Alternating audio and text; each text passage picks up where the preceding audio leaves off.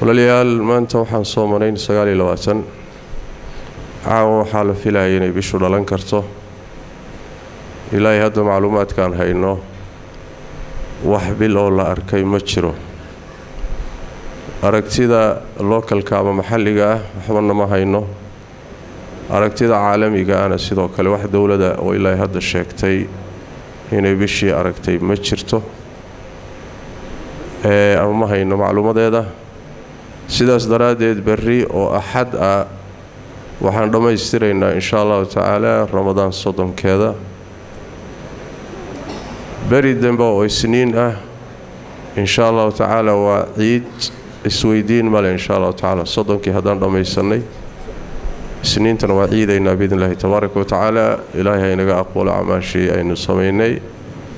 ilaahayna tabaaraka wa tacaala khayr inoogu dhamaystiro ramadaanka dambana nabad Allah inagu gaarsiiyo waxaan marin caawaan jeclayn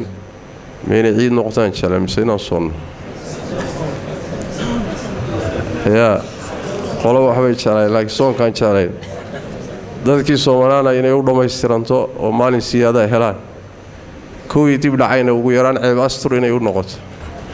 marka jazakumullahu khayr assalamu alaykum wa rahmatullahi wa barakatuh waan tukanayna sida caadiga ah tarawiixdii tahajjudkii barakallahu fiikum assalamu alaykum wa rahmatullahi